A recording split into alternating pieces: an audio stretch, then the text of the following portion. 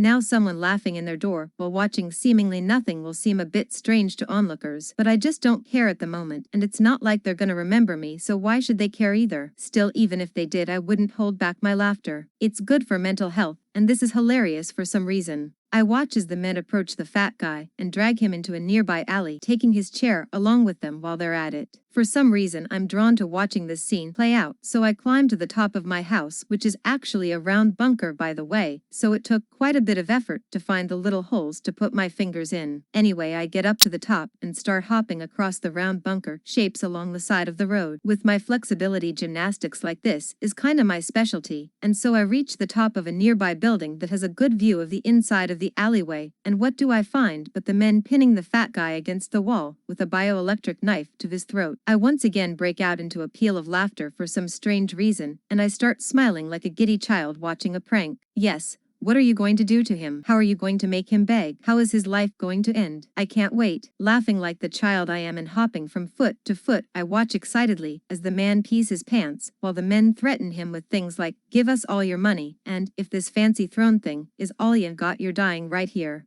Smelling the ammonia now in the man's pants, and seeing the wet stain that formed on them, I once again break out into a little dance of excited happiness. I bet that was worth a ton of coin, and he wasted it like that. I say to myself in an ecstatic tone, sounding almost intoxicated. My breaths become heavy and quick, not that I notice, but my cheeks become a little red as well as I watch the scene continue to play out. The corrupt fatty hurriedly puts his hands in his pockets and takes out a rod similar to my own. His, however, is black and has gold trimmings.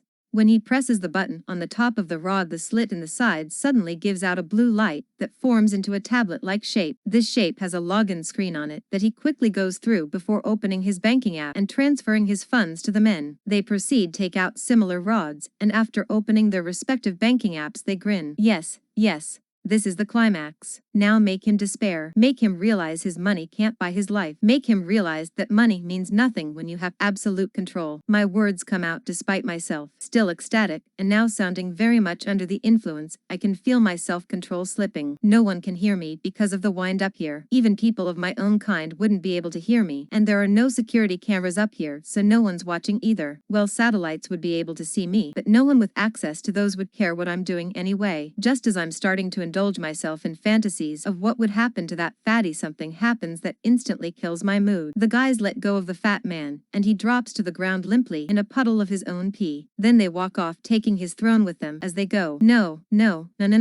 You're not done yet. You haven't finished the job. You imbeciles. I stomp the floor and start having a tantrum. I kick everything nearby, and my breath becomes ragged for a different reason. I guess I'll just have to give in to my rage and teach you how it's done, huh? I say to myself with an obviously crazy smile on my face, when suddenly I come back to myself, and my smile vanishes, replaced by fear. What did I just say? Was I about to murder them? Why? What have they done to me? What am I even doing here? Where was I going again? The junkyard, right? Yes, I need to go to the junkyard. What am I doing on this building? Why do I care about a couple of junklad thugs and some rich kid? I quickly jump down from the top of the bunker I was on, startling the people on the street I land on as I seemingly appear out of thin air. Then I start walking down the street with my pale face and trembling hands. Honestly, what was I thinking? Giving in to my rage? What rage? Why was I angry? I have to ignore this. Yes, nothing happened a minute ago. I was just walking my way to the junkyard, that's all. So I continue my walk to the junkyard, or more specifically to the gravity tube that will take me to the junkyard, thinking about the junklads to distract myself from the nothing that happened earlier. I walk in the direction of the plaza, where the grav tube stops by, and get ready to head to the junkyard. If the junklads are around the city like that, I'm guessing they've gotten more bold, which likely means they've got some new tech or a bunch of new human resources. Either way, they've clearly gotten stronger than they were before. The amount of people increases as I near the plaza, still thinking about the junklads, until eventually I reach my destination, a massive open space, or it would be if there weren't so many bodies that it's practically a human cesspit. Worse, they're still moving. Regardless, I walk through or past all the obstacles and find myself in front of a huge plastic-looking tube with black rings in equal intervals from each other around the plastic. These black rings have accents of a turquoise blue in the form of a smaller ring inside of themselves. themselves. I walk up to a part of the tube that looks a little like an incredibly large submarine window, a circular metal ring around part of the clear plastic tube with a latch at its side. I take the latch off and open the hatch before jumping straight through it. Behind me, the hatch closes itself as I float in the middle of the plastic tube for a second or two before suddenly moving at speeds I couldn't even drive no matter how hard I tried. In a matter of moments, I'm once again suspended mid-air in front of another hatch similar to the one I entered from. However, on the other side of the plastic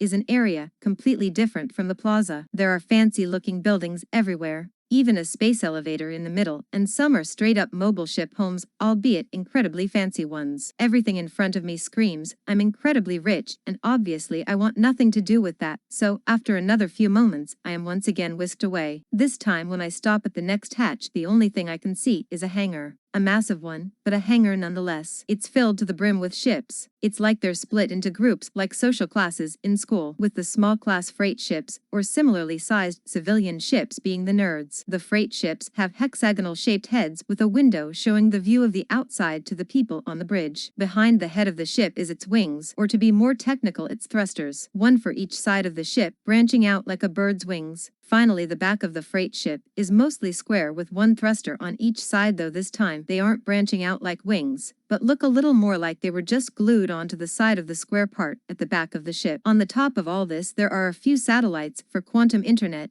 and a few guns, though they look pretty wimpy even to me. The civilian ships, on the other hand, look a little like a joystick. The head of the ship is above the rest of it and actually resembles a human head fairly well, though obviously, it's not exactly the same. On top of this head-like protrusion is a satellite and a gun, though again this one looks incredibly wimpy. Below the head, on the other hand, is just a long handle-like protrusion with absolutely nothing adorning it. Honestly, it's definitely most alike to a joystick, though I guess it's got to do with space aerodynamics or something, though I'm pretty sure space is a vacuum. But whatever, I'm never going to be riding one, so who cares? In the medium class category, I'm gonna call jocks who have military and civilian transport ships. The military ones are, as you would expect, massive with lots of guns. I mean, it honestly looks a little like a flat square filled to the brim with guns. These aren't the wimpy guns either. No, these are large and intimidating, and they should be. I know for a fact they tear through metal like paper, and human skin is far weaker than metal. I don't know the exact details because it's classified military intel, but the guns on the military ships are of all different varieties. Laser, railgun, and even explosive types. I know the laser ones fire at shields more often than not, and railguns are used to tear through metal, but that's pretty much all I know. Civilian transport ships, on the other hand, are just huge space trains. I mean, they don't need rails or anything, but that's the best I can describe the design. A massive space train. It's so similar to a train, in fact, that they've gained the nickname space trains that has been ignored and thus tacitly accepted by the people who run them. There are a few other types of ships that are incredibly unique, but I don't really get a good look at them before I'm whisked away to a different hatch. This time, though, there's nothing of note for me to look at. It's all just wasteland. Well, it's not nuclear or anything, so we could probably make it affable again. But who would bother doing that for a waste planet? So I just sit there doing absolutely nothing for a few seconds before I get to the next hatch, and this one is the one I'm looking for, so I tap the hatch and it opens for me. I then get pulled towards the hatch before being ejected out through it, rolling to dampen the momentum. I look around at my familiar surroundings. This feels more like home than my house ever does. At first glance, it looks similar to the wasteland area I was just in. The difference, however, is the little metal glint in the distance.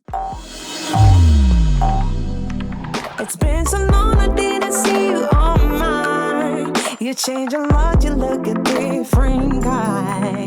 I can't stop thinking about you since last night. Do you feel the same? Feel the same?